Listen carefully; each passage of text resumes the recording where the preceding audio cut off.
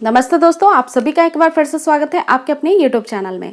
दोस्तों, आज के इस वीडियो में मैं आपको बताने वाली हूँ कि महिलाओं को प्रेगनेंसी के दौरान दर्द की शिकायत बहुत ज़्यादा होती है।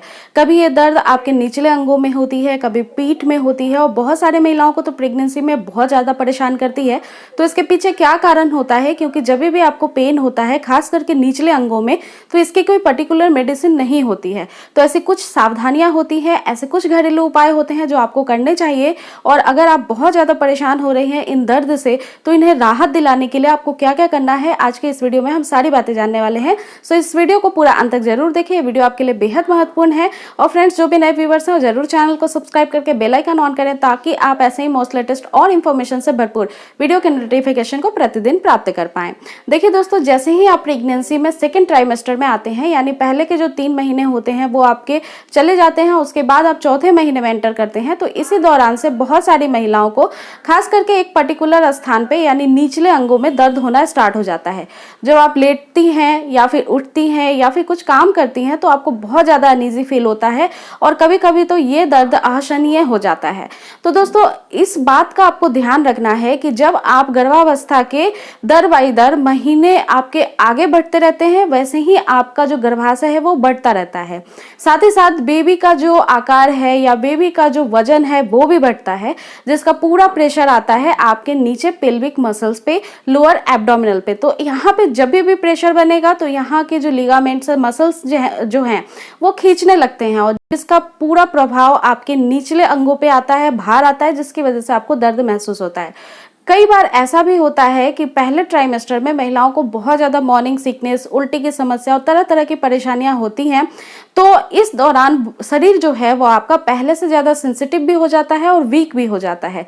बहुत सारी महिलाएं पहले ट्राइमेस्टर में, यानी कि पहले दूसरे तीसरे महीने में, मॉर्निंग सिकनेस की वजह से ठीक से खाना नहीं खा पाती हैं, पानी भी नहीं पी पाती हैं। तो ये सारे कारण हो सकते हैं आपको दर्द उत्पन्न करने के लिए। इसी के अलावा जब आप इंटरकोर्स करते हैं प्रेगनेंसी के दौरान, तो हमेशा आपको इस बात का ध्यान रखना है कि किसी भी प्रकार का चोट या झटका नहीं महसूस होना चाहिए आपको, ना ही पेट पे प्रेशर बनना चाहिए। इसके अलावा आपको सीढ़ियाँ चढ़ना है बहुत आराम से, सीढ़ियाँ उतरना है बहुत आराम से। बहुत सारी महिलाओं को कॉम्प्लिकेशन देखते हुए फर्स्ट ट्राइमेस्टर में हम सीढ़ियाँ उतरने चढ़ने को मना करते हैं। साथ साथ फ्रेंड्स, कई सारी महिलाओं को फुटवेयर की वजह से बहुत दिक्कत आती है। अगर आप प्रेगनेंसी के दौरान 1 इंच या 2 इंच की भी हील्स पहन लेते हैं, तो बेहद ज़्यादा परेशान करने वाला आपके लिए हो सकता है, क्योंकि हील्स का उपयोग बिल्कुल भी नहीं करना चाहिए। आपको एक गद्देदार सैंडल्स का या फिर गद्देदार जो स्लीपर्स होता है उनका ही, या फिर डॉक्टर्स की रिकमेंडेड बहुत सारी ऐसी ब्रांडेड होती हैं जो स्लीपर्स रिकमेंड करती हैं, देती हैं, प्रोवाइड करती हैं, तो वैसे स्लीपर्स का यूज़ करें अगर आपको दर्द की शिकायत निचले अंगों में ज़्यादा होती है। इसी के अलावा फ्रेंड्स, एक और चीज़ है, बहुत देर तक आप खड़े होके काम ना करें और उखरू पोजीशन में बैठकर बहुत देर काम ना करें। ऐसा करने से अगेन जो प्रेशर है बच्चे का या आपकी यूट्रस का, वो बिल्कुल नीचे की ओर आने लगता है और दर्द की शिकायत और भी बढ़ जाती है। आप जो भी काम करें बहुत आराम से करें, इजली वे में करें, और आप ये जरूर समझें कि आपके शरीर को आराम देना भी बेहद जरूरी है इस समय। तो आप ऐसे दर्द की शिकायतों से बच पाएंगी। लेकिन फ्रेंड्स, मैं आपको ये भी बता दूं कि जब आपको निचले अंगों में दर्द की शिकायत होती है, तो इसमें कोई भी मेडिसिन हम नहीं देते हैं, प्रिस्क्राइब नहीं करते हैं, क्योंकि एक नेचुरल प्रक्रिया है और जब आपकी डिलीवरी हो जाएगी तो ये ऑटोमेटिक ठीक भी हो जाता है। ऐसा नहीं है कि ये महिलाओं को बहुत दिनों तक परेशान करता है और ये एक सीरियस प्रॉब्लम है और आगे जाके बहुत लॉन्ग टाइम तक आपके साथ रहेगा, ऐसा बिल्कुल भी नहीं होगा। जब तक आपकी प्रेगनेंसी है, ऐसी परेशानियां छोटी मोटी आपको आती ही रहेंगी।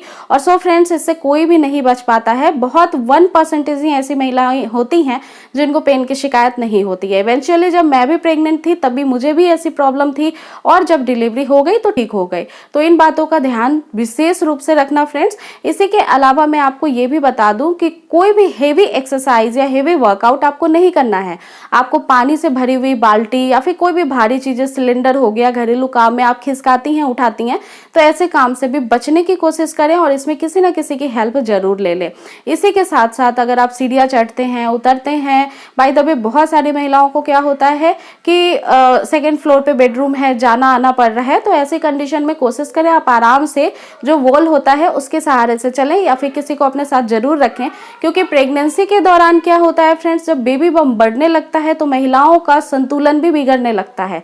आपके बॉडी पे आपका जो वेट होता है बेबी बम का वो हावी होने लगता है, जिस वजह से आप इधर उधर डगमगा सकती हैं, गिर सकती हैं और इस वजह से आपको और आपके बेबी को नुकसान पहुंच सकता है। और फ्रेंड्स अगेन मैं आपको बता दूं कि जब प्रेगनेंसी आप कंसीव करते हैं उसी दौरान से बहुत सारे ऐसे लिगामेंट्स होते हैं और मसल्स होते हैं जिसमें फ्लेक्सिबिलिटी आती है पहले से ज़्यादा।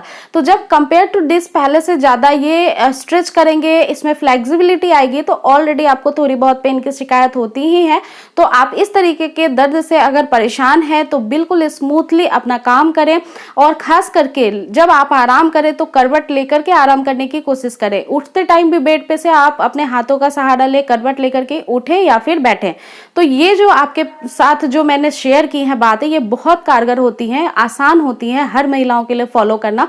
और एक चीज का ध्यान आप विशेष रूप से रखें कि प्रेगनेंसी के दौरान बिना गायनेकोलॉजिस्ट के सजेशन पे किसी भी मेडिसिन को आप अपने मन से नहीं लेंगी, क्योंकि मेडिसिन के बहुत सारे साइड इफेक्ट होते हैं। प्रेगनेंसी के दौरान बहुत सारी हम मेडिसिन रेकमेंड नहीं करते हैं। सो फ्रेंड्स ऐसी किसी भी आप बातों में या फिर किसी भी सजेशन को मानने से पहले अपने डॉक्टर से जरूर कंसल्ट करिएगा।